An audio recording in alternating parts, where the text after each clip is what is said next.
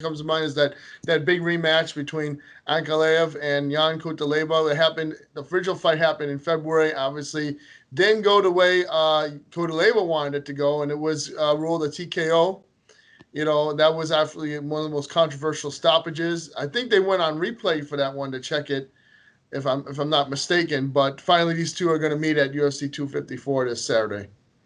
Yeah, I mean, what's it been booked 4 times, and I think a Yeah. few times we're here in Vegas, and it's just, it's starting to remind me of Tony versus Habib, where like the fight it just seems jinxed.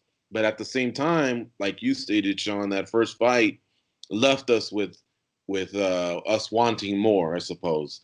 And at some point, I mean, they're not Tony and Habib within their own division. I wouldn't have blamed them if they just pulled them apart, had them fight others, and then if at some point in time they ran it back, cool. But the way they were shoving it down our throats, earlier I was even looking just to refresh my memory, who's on the card again? Because there's always 12 fights, and it's from one week to the other. You just can't keep track. As soon as I saw their names, I did this, kind of like, oh boy.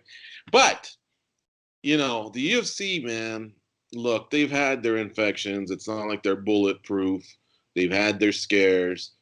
But the protocols that they go through, quarantining you here, then before you even get on the plane, then another 48 hours in Yas Island. I got to believe this time it's going down. I think both guys are going to get after it. I think it's going to be a really, really fun fight. But I do side with Ankalaev in this one.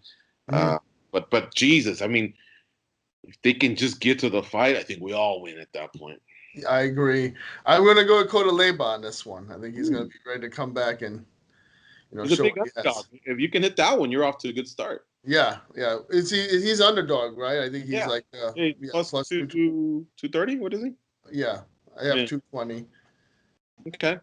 Yeah, definitely a controversial rematch. That's a good lesson to all of your listeners, your viewers. We quoted 220, 230, and it may not seem like much, but if Sean and I both place the $100 bet, one of us is getting $10 back, more. Now, there's people out there that place $1,000, right?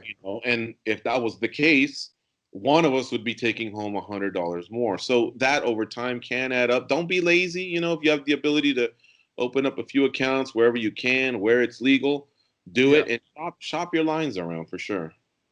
Definitely. And I think, why do you have Ankalaev with this fight? Like, what jumps out at you that he's going to get the finish or actually, win by decision? Well, I just think he's a little bit more, I'll put it to you this way. I think Cutelaba just seems to be more reckless and more prone to make a mistake.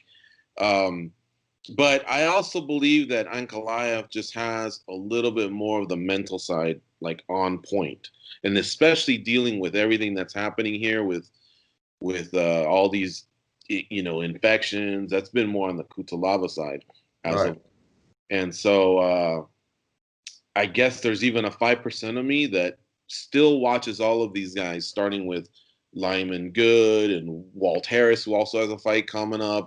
I'm going to watch them for about a good year or so and just see how their bodies respond to having gone through the infection and not having long-term effects. Now they're world-class athletes, so for the most part, I would imagine everybody does come back, 100%. Otherwise, you wouldn't be able to get through the camp. But make no mistake, a lot of times fighters don't get through the camps, even if they haven't been infected before. They basically stagger and stumble to the finish line because, man, this is the sad thing to say.